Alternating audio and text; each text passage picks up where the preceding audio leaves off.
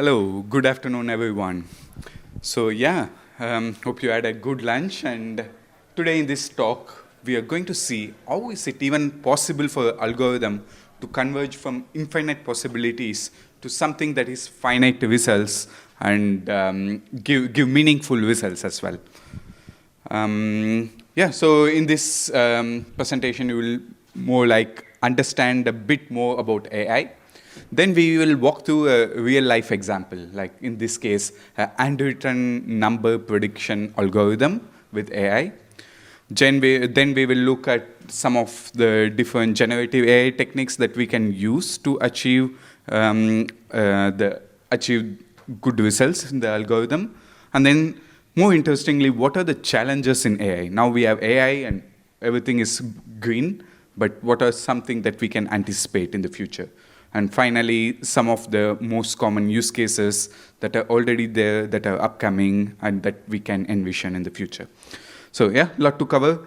I'm Anand. I'm a senior software engineer at Beekeeper. And for people who don't know Beekeeper is an easy-to-use software solution that connects non-desk workers to other people, resources, and tools. So before we start, let's see some statistics. 97% of business owners thinks tools like ChatGPT is going to help their business. It's also estimated to create 97 million new jobs in the near future. Also, it's very interesting to see 72% of businesses have adopted AI in at least one POC or other in their company. And more interestingly, for business people, AI is predicted to grow at 37% CAGR every year going forward. Yeah. So, impressive numbers. Let's start from square one. What is AI? AI is nothing but any software system that can make decisions dynamically. And one branch of AI is called machine learning, where it can make decisions without explicitly telling it to do so. And one other small class of machine learning, classification of machine learning is deep learning, where the decision is made with the help of neural network. And for deep learning to work, we need other technologies like big data, data science, computation capacity, and so on to come together in order to make it happen. So, as we saw also in the morning, the fundamental aspect of any deep learning algorithm is artificial neural network. As you might already know, artificial neural network is nothing but a collection of neurons that kind of mimics a human brain. Let's go one step inside and see what is a neuron. You can consider neuron as a simple system that has n inputs and one output. And the only constraint it has is the output should be always between 0 and 1. So this is a bit of mathematics. So you have each input that's coming in. You multiply with a corresponding weight, W, and you sum it all together, and you add a value called bias to it. And that becomes the output of the neural network. So what I want to take from this slide is for each neuron, there is going to be n weights and one bias that needs to be adapted. So these are called the parameter of the neuron. Then if the value is not between 0 and 1, because we do addition operation, we just scale it down to be between 0 and 1. So this is fundamentally a single neuron in the neural network. And then this is basically a neural network. We put all the neurons together, we give it some input, we pass it all together till the output, and we hope it to work the way we want and classify, in this case, whatever the input is. And now let's see how does it even work if we want to run this algorithm for a handwritten number prediction. Very interestingly, I will first show you a demo from 1989 that uses almost similar algorithm to achieve exactly the same thing. Here is a quick video. Um,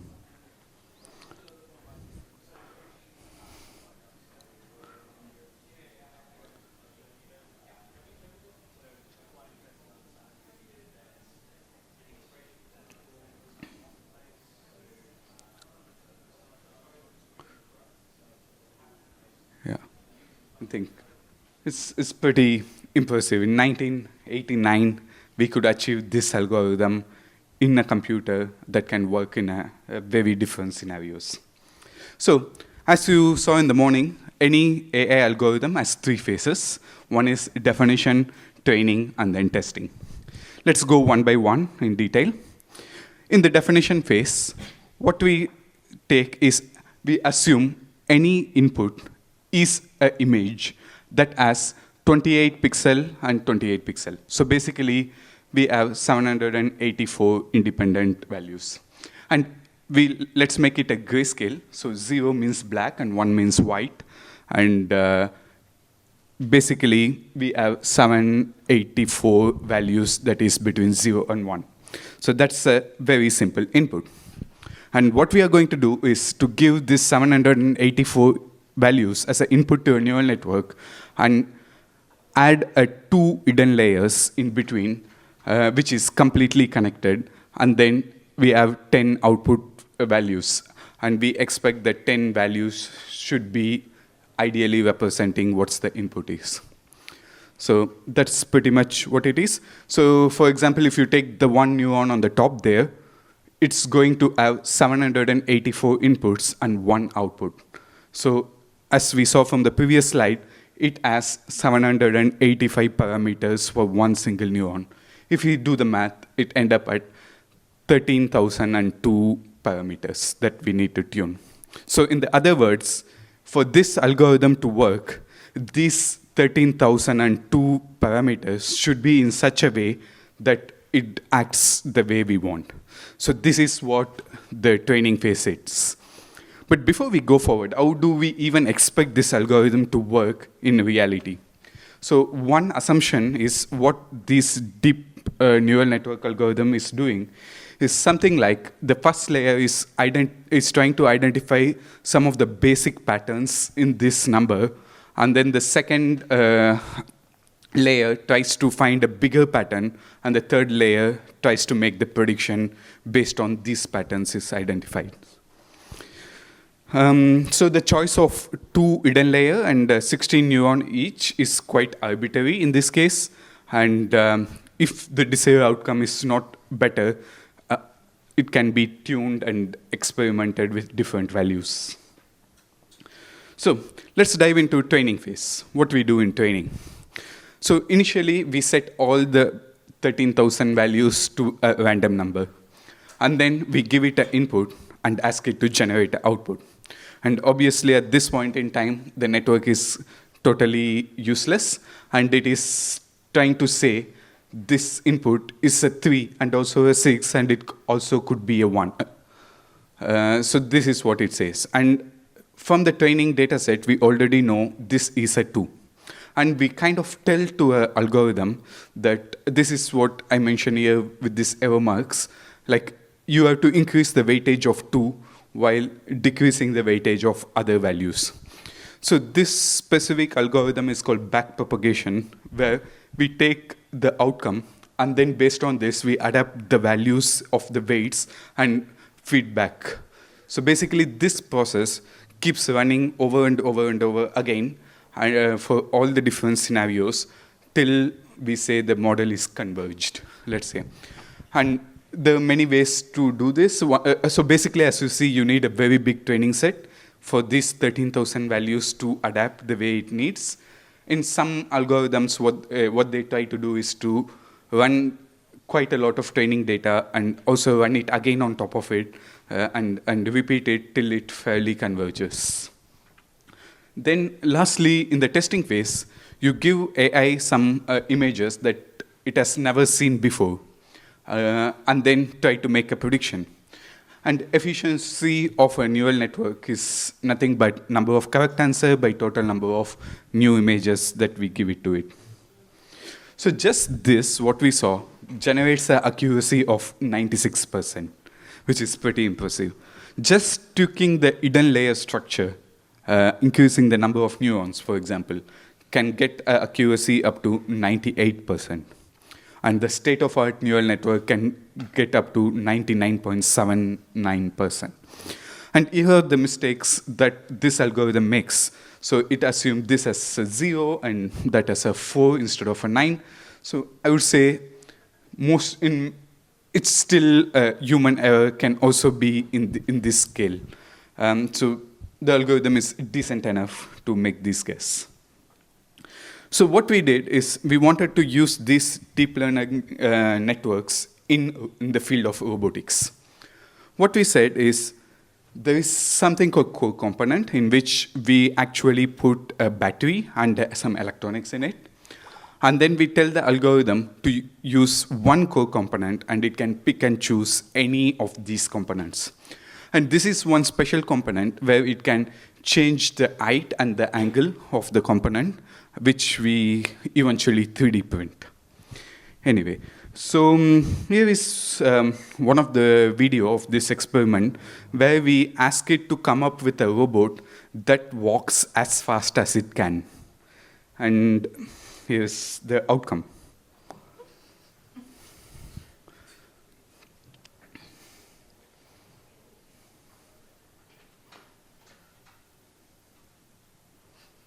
We then translated it into reality using a 3D printed block.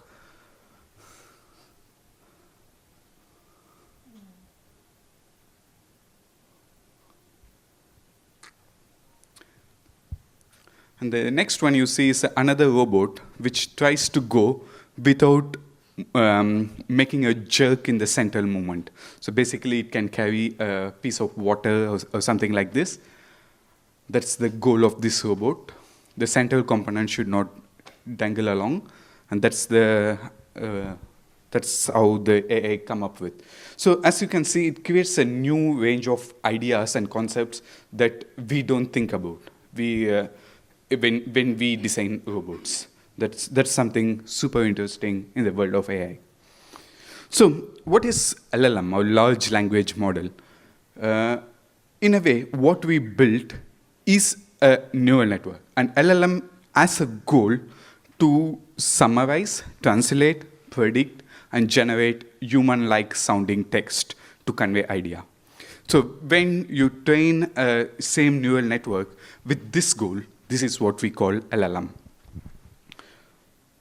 And in ChatGPT 4, this is some estimated numbers. It has 120 hidden layers instead of 2 that we saw, and which translates to 1.8 trillion parameters that needs to be adapted to the way it works.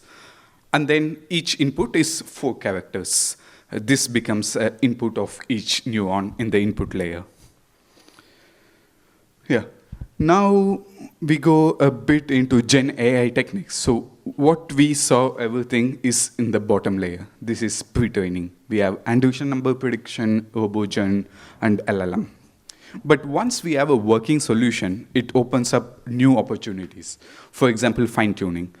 If, let's say, the algorithm that we have is already working well, what we could do to handle color image is nothing but you take this same LLM and then same deep learning network and then try to adapt to your needs and get a new model. So this would be way cheaper and effective and less resource consuming than starting from scratch for a specific outcome. So there are 2 other even simpler and easier techniques, that is prompting and RAG, which we can look a bit into it. So what is prompt engineering? Is like what you saw in the morning. We have an entire presentation on it. Basically, you frame your context plus your question in a form of text and pass it to the LLM. And the LLM kind of knows how human speaks from Reddit or whatever information it is trained on, and then it is going to make a decent guess on what might be the answer to your question. This works very well for starting, like when we start. And I think almost everyone that use ChatGPT is doing this. But when it gets complex, is the context size becomes bigger and bigger. You don't want to provide it a context. You want it to understand the context and answer your question because the context is very big. So this is where RAG comes into the play. So in the RAG, you get all the context. It could be all the Slack messages. It could be all the Google Drive or everything in the company, or even the internet, and for that aspect. So this becomes your context. And then what we do is put this context into a vector database. It's a special kind of database that we saw in the morning where it stores in the form of embedding and store intention, not just the data. That's very special about vector database. And when you make a question, what we do is go to the vector database, get all the information that are related to the questions, and that becomes the context for the LLM. So basically, the full prompt consists of all the information in the vector database that is just related to your question, plus your question that goes to the LLM, and we get the outcome. This is much more efficient in a way that you don't have to give the context, it's automatically taken. And also there is a higher chance for the LLM to give better answer just because it has more context.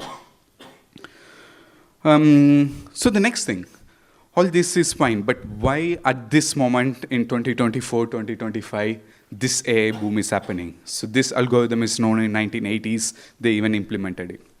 For this to happen, there are three main factors that just came along, aligned itself in last few years. The first thing is computational cost.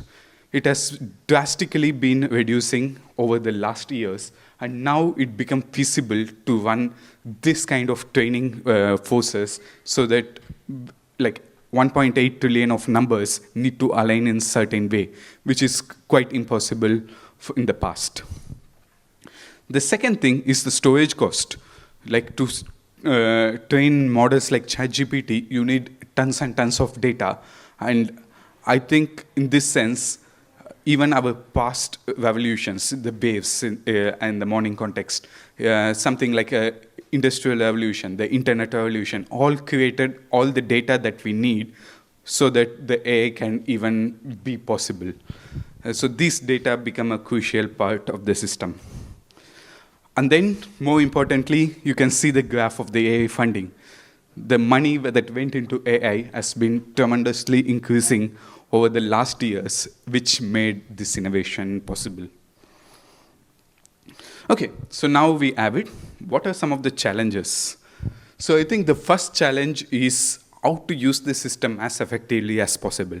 So one that we see the chatting solution, which is very good. It's a perfect way to begin with.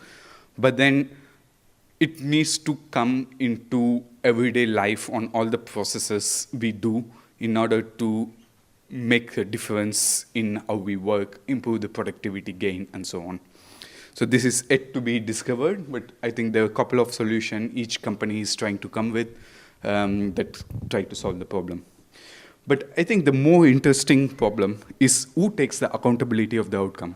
I'm pretty sure in a couple of years, all the system, like let's say Google or Microsoft, they come up with a solution that can run AI into it. But then when we go beyond, like a car, a self-driving car makes decision with AI. If there is an accident, whom to blame? Is the company that makes self-driving car, or the scenario? It becomes extremely complex on who takes accountability of AI things. And even in the current situation, like you get an outcome from AI, you were asked to do a task that is beyond your role, and then you use AI to achieve it. That's we call productivity gain. But then if there is a mistake in this process, whom to blame? Is the AI or you or your manager? Is still like a quite unknown topic that we need to explore. And the last thing, what are we trying to do with AI? Are we creating AI partners, that is like in a sense AGI, generally intelligent partners that help us, or are we trying to supplement human limitations with AI? So this is also something we need to understand better as we go forward. And lastly, I have some of the common use cases that AI introduces. So as we already see in the productivity gain space, we have translation, image generation, coding assistant, ad recommendation. So these are something that are already there that we can see on a daily basis. And there's something like our company does is more simplifying the business processes, enhance non-desk workers' job, simplify communication, and so on. But what I think going forward should be the goal of every one of us who wants to go towards the AI is to enhance human capability. So think about this. We are in this planet for quite long.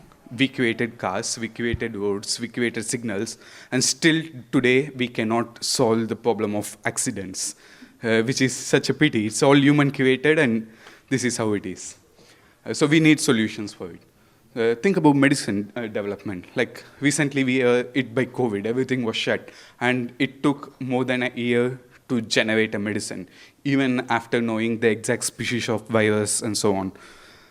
Then cancer, like still, again, the medicine development has been here for centuries. Still, we have a lot of medicine that are yet to be found and a lot of diseases that are yet to be cured. Smart energy management, like we have solar panels, we have bulbs, we know solar panel can power the bulb, but we don't have the intermediary part to bring solar power to every one of our house. Then goes to greenhouse gas emission. We know this is a problem. We are bad citizens for the earth, but still we don't know what's the best way to go forward about it. Wildlife management, waste prevention, fraud reduction. So all of these concepts that needs to be done in order to go beyond human capabilities. So yeah, that's what I wanted to share with you. I'm Anand Bhaskaran. I'm happy to connect with you. You can scan the QR code. It will land on my site, but why I did it is you also get the slides and all the contents also from my past talk and this talk. Yeah, and happy to connect with you as well. Thank you.